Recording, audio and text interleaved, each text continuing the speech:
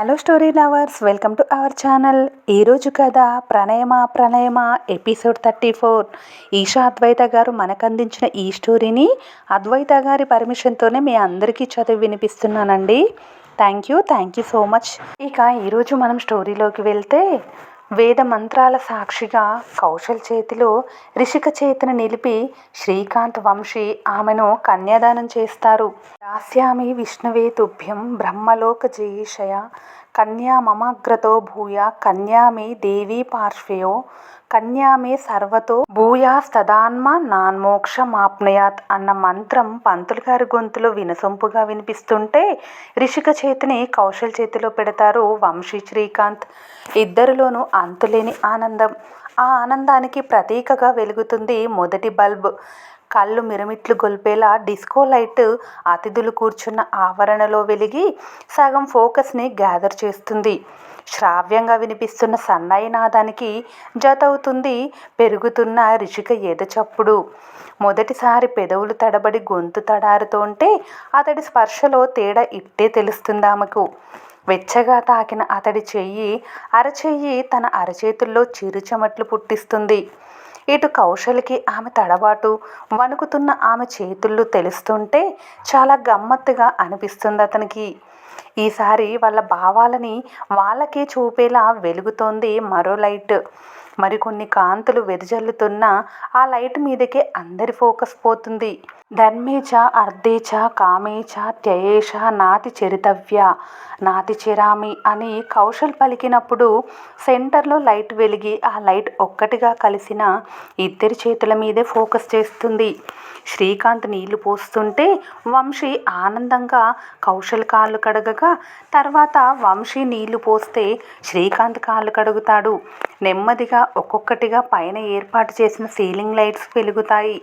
ఆ లైట్ మండపం మీద ఉన్న వాళ్ళకే స్పష్టంగా కనిపించేలా మిగిలిన వాళ్ళకి అస్పష్టంగా కనిపిస్తూ కొత్త ఇంట్రెస్ట్ని క్రియేట్ చేస్తుంది. ఇద్దరు ఆ మూమెంట్ మోస్ట్ మెమరబుల్గా మార్చుకుంటూ ఇద్దరు పీటల మీద నుంచి లేస్తారు. ముహూర్త సమయం అవ్వడంతో కౌశల్ రిషికల చేతుల్లో జీలకర్ర బెల్లం మిశ్రమాన్ని ఉంచుతారు పంతులు గారు. బ్రహ్మ ముహూర్తాన ఒకరి తలపై ఒకరు జీలకర్ర బెల్లం మిశ్రమాన్ని పెట్టుకోగానే బయట పేలిన టపాసుల సందడి అందరి చెవిని తాకుతుంది. ఒక్కొక్కటిగా వెలిగిన డిస్కో లైట్స్ స్థానంలో ఎల్ఈడి బల్బ్స్ వచ్చి చేరుతాయి. అసలు అప్పటి వరకు ఏం జరిగిందో ఎవరికీ అర్థం కాదు. చూసేలోపు అంతా మాయలా జరిగి పెళ్లిఘట్టం జీలకర్ర బెల్లం వరకు వెళ్ళిపోయింది. ఎవరు కాలు కడిగారు అని అందరి మైండ్లో మెదిలిన ప్రశ్నకు లైట్స్ వెలిగే సమయానికి అక్కడ కనిపిస్తుంది ప్రియా, ఆమెతో పాటు మధు.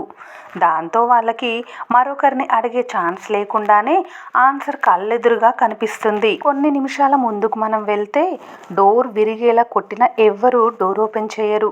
పైగా తన చేతిలో నొప్పొస్తాయని అర్థమైన ప్రియాంక రూమ్లో కాలు కాలిన పిల్లల తిరుగుతున్న టైంలో సడన్గా డోర్ ఓపెన్ అవుతుంది. మధు తనకి క్షమాపణ చెప్పడానికి వచ్చాడేమో అనుకున్న ఆమె ఆశల మీద నీళ్లు పోసేస్తూ డోర్ ఓపెన్ చేస్తాడు జస్విక్. నువ్వా అన్న వెటకారం ఆమెలో. అవును నేనే, వస్తారా ఉంటారా అని విసుగ్గా అడుగుతూ మళ్ళీ డోర్ క్లోజ్ చేయబోతాడు. ఏంటి, మళ్ళీ లోపలెట్టి తలుపేద్దాం అనుకుంటున్నావా, తప్పుకో అని జస్విక్ని గెంటుకుంటూ ఫాస్ట్గా కిందకి వెళ్ళిన ఆమెకు అక్కడ ఎవరూ కనిపించరు. ఇంట్లో ఎవరూ లేరు, మిమ్మల్ని తీసుకెళ్లాల్సింది నేనే, వస్తారా రారా. నేను ఇంట్లో ఉన్నట్టు నీకెలా తెలుసు, మా ఆయన పంపించాడా అని ప్రియాంక అంటే జై తీసుకురమ్మన్నాడు అని జస్విక్ చెప్తే, ఫోన్లే వాడన్న నాకు సపోర్ట్గా ఉన్నాడు అని మురిసిపోతూ త్వరగా స్టార్ట్ చేయి అంటూ కారు ఎక్కుతుంది. ఇద్దరూ కరెక్ట్గా మండపానికి రీచ్ అయ్యే టైంకి కరెంట్ పోతుంది. అది చూసిన ఆమెలో ఆనందం.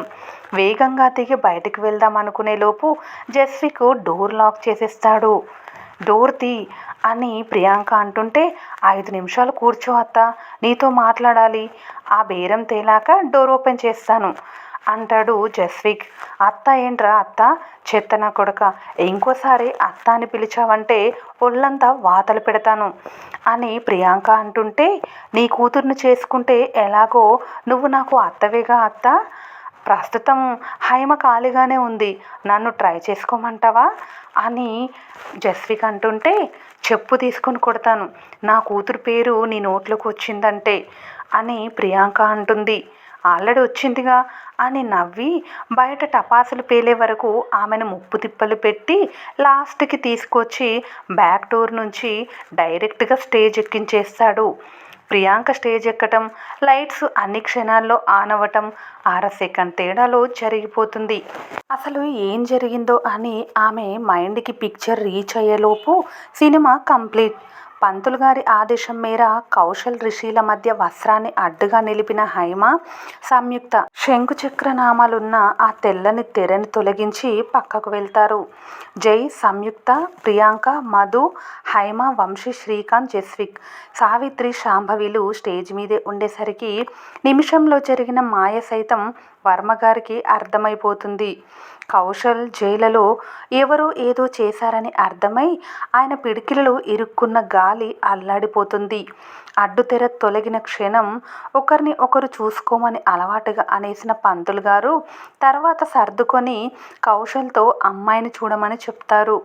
తెర తొలిగే వరకు ఆమె ఒడిలో ఉన్న చేతిలో ఇరుక్కొని సతమతమవుతున్న కర్చీఫ్ని ఆమె పొడవాటి చేతివేళ్ళని చూస్తూ గడిపేసిన కౌశల్ తెర తొలగ్గానే తన కనులను నెమ్మదిగా పైకెత్తుతాడు. రిషి చూపు దించే ఉన్న క్షణాన వినిపించిన మాటకి నెమ్మదిగా తన రెప్పల్ని పైకెత్తి చూస్తుంది రిషిక. ఎప్పటిలానే చీకటి. ఆ చీకట్లో కనిపించని అతడి రూపాన్ని ఊహిస్తూ ఆమె మరోసారి అవుట్లైన్ డ్రా చేస్తుంది. ఈసారి ట్రైన్లో కనిపించిన కౌశల్ ఫేస్ గుర్తు రాకుండా తన ఎదురుగా ఉన్న వ్యక్తికి తానే ఓ రూపాన్ని ఇవ్వాలనుకుంటే అది ఎంత కష్టమో సమయం గడిచే కొద్దీ ఆమెకు అర్థమవుతుంది. కళ్ళు ఎలా ఉంటాయి, ముక్కు ఎలా ఉంటుంది, ఇలా ఉంటుందా అలా ఉంటుందా అని తనలో తానే అనుకుంటూ తన లోపలే నవ్వుకుంటూ ఓయ్ ఎలా ఉంటావు అంటూ అనుకోకుండా పెదవులు కదిలిస్తుంది. ఒక్కొక్కరుగా అందరూ వచ్చి అక్షింతలు వేస్తుంటే తను రిషి మాత్రం మరేదో లోకంలో ఉన్నట్టు అనిపిస్తుంది కౌశల్కి. ఆమె కన్నుల భావాలు అర్థం కాక ఆమె చూపులు విచిత్రంగా అనిపిస్తుంటే వాటి అర్థాలు గ్రహించటానికి ప్రయత్నిస్తూ ఆమెనే చూస్తుంటాడు రెప్పకొట్టకుండా. ఆమె చిన్ని కన్నుల్లో చిత్రమైన లోకం మరేదో కనిపిస్తుంటే మొదటిసారి అతడి మనసు కంచె దాటి ముందుకు అడుగేస్తుంది. కలువ కన్నులకు సోయగాన్ని అద్దే నల్లని కాటుక, హరివిల్లు లాంటి కనుబొమ్మల నడుమ విరిసిన తామరలా కనిపిస్తున్న కళ్యాణ తిలకం. ఆ తిలకానికి రక్షగా బాసికం విరిస్తే కెంపులైన బుగ్గల్లో సిగ్గుపడుతూ కూర్చుంటుంది చిన్ని దిష్టి చుక్క. సింగారించుకున్న పూల జడ తన ఊపిరి వేగాన్ని పెంచేస్తుంటే అతడి కనులు ఇంకాస్త కిందకి దిగుతాయి. చిలకాకు పచ్చ జరీబుటా ఉన్న పట్టుచీరలో చంద్రకాంత రంగు అంచు రాణితత్వాన్ని కలబరిస్తే వేసుకున్న చంద్రహారం, కాసుల పేరు, రవ్వల నెక్లెస్ ఆమెకు పూర్తి వింటేజ్ లుక్ని అందిస్తుంది. ఆ నగలన్నీ మంగగారివి. ఇక ఆ చీర తన తల్లి రిషి కోసం తీసిందని అర్థమై సింపుల్ చీరలో సైతం తనని కట్టిపడేస్తున్న బుట్టబొమ్మకి మొదటిసారి ఫిదా అయిపోతాడు కౌశల్. ముత్యమంత నవ్వు తన పెదవులని అధిష్ఠిస్తుంటే ఆమె పెదవులు అతడి నేత్రాలకు రత్నాల్లా చిక్కుతాయి. ఓయ్ ఎలా ఉంటావు అంటూ కదిలిన ఆమె పెదవులు ఆమె పలుకుల్ని తన మదికి చేర్చేసరికి మొదటిసారి అతడిలో చిరు సిగ్గు. తన చుట్టూ ఉన్న వాతావరణం తెలియకుండానే తనని మాయ చేస్తుంటే తన శ్రీమతి కోసం తెరుచుకుంటుంది అతడి హృదయ ద్వారం. ఆ తర్వాత ఇద్దరిని పక్కపక్కన కూర్చోబెట్టి వరపూజ కోసం సిద్ధం చేస్తారు పంతులు గారు. తల దించుకొని ఒద్దికగా కూర్చున్న ఆమె అరకాలిలో తన చూపుడు వేలితో చిన్నగా రాసి ఆమెలో ఓ ప్రళయమే సృష్టిస్తాడు కౌశల్. తుల్లిపడ్డ ఆమె అతడు ఉన్న దిశగా చూసేసరికి నన్ను చూడాలనిపిస్తోందా అంటూ తన గొంతులో అల్లరిని పలికిస్తాడు. మారిన అతడి వాయిస్లోని మాడ్యులేషన్కి ఆమెలో కంగారు మొదలయ్యేసరికి రిలాక్స్ అని ఇంకాస్త సౌమ్యంగా అంటాడు కౌశల్.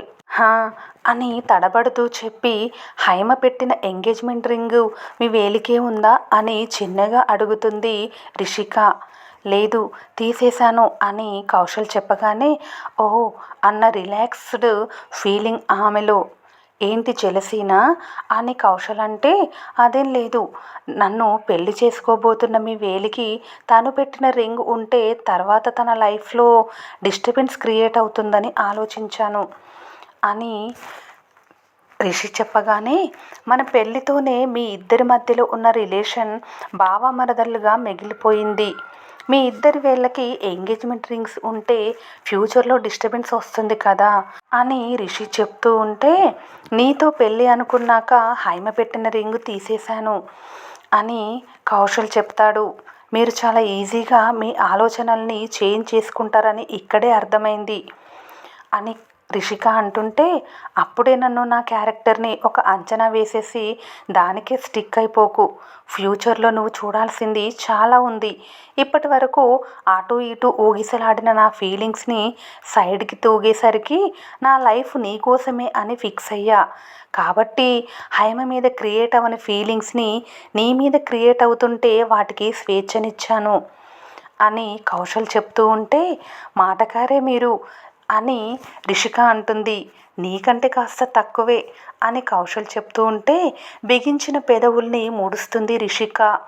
అది చూసి నవ్వుకొని తల తిప్పేస్తాడు కౌశల్. అప్పటికే స్టేజ్ మొత్తం ఖాళీ అయిపోవటంతో పైన వీళ్ళిద్దరూ జై సంయుక్త మాత్రమే మిగులుతారు. తల తిప్పి వర్మగారి వైపు చూసిన కౌశల్కి ఆయన ఎంత కోపాన్ని కంట్రోల్లో పెట్టారో ఆయన పిడికిలు చూపించేసరికి అతడిలో చిన్న గిల్టీ ఫీలింగ్. చిన్నప్పటి నుంచి తనను గుండెల మీద ఎత్తుకుని పెంచిన ఆయనకు వ్యతిరేకంగా పెళ్లి చేసుకోవటం ఇష్టం లేకే తనకిష్టం లేకపోయినా తల వంచాడు. కానీ ఆయన మూర్ఖత్వానికి తల వంచలేక తన సొంత నిర్ణయం తను తీసుకొని చివరికి ఆయనకి వ్యతిరేకంగానే వెళ్ళాడు. ఇప్పుడు కోపంగా ఉన్న తర్వాత అర్థం చేసుకుంటారనుకొని పంతులు గారు చెప్తున్న విధంగా వరపూజ చేస్తాడు కౌశల్. అప్పటి వరకు ఆమెతో జాగ్రత్తగా పూజ చేయించిన సంయుక్త జైతో కలిసి రిషి మీద అక్షింతలు వేశాక 4 అడుగులు వెనక్కి వేస్తుంది. పక్కన ఉండి చెప్పేవాళ్ళు లేక తడబడుతున్న ఆమె అడుగులకు తోడవుతాడు కౌశల్. రిషి చేతికి కూడా పసుపు కుంకుమలు ఇచ్చాక వాటిని పక్కకు వేస్తున్న ఆమె చేతిని పట్టుకొని సరిగ్గా వేయిస్తూ, నర్వస్ అవ్వకు, నేనున్నానుగా అంటూ అతడిచ్చిన భరోసా ఆమెకు చాలా నచ్చుతుంది. అది చూసి నవ్వుకొని సంయుక్త జై వైపు చూసేసరికి అతను కూడా ఆమెనే చూస్తుంటాడు. గట్టిమేళం గట్టిమేళం అని పంతులు గారు అంటున్న వాయిస్కి తేరుకొని వరపూజ అనంతరం మాంగళ్యధారణ కోసం నిలబడ్డ కౌశల్కి వీలుగా రిషిక జడ ఎత్తి పట్టుకుంటుంది సంయుక్త. అది చూస్తూ తన వేలికి ఉన్న రింగ్ తీస్తూ వెనక్కి అడుగులు వేస్తున్న హైమ వెనక నిలుస్తాడు జస్విక్. వ్యూవర్స్, ఈరోజు ఈ స్టోరీ పైన మీ విలువైన అభిప్రాయాన్ని కామెంట్ రూపంలో తెలియచేయండి. అలాగే స్టోరీ నచ్చితే ప్లీజ్ మన ఛానల్ని లైక్ చేసి సబ్స్క్రైబ్ చేసుకోండి. Thank you for watching.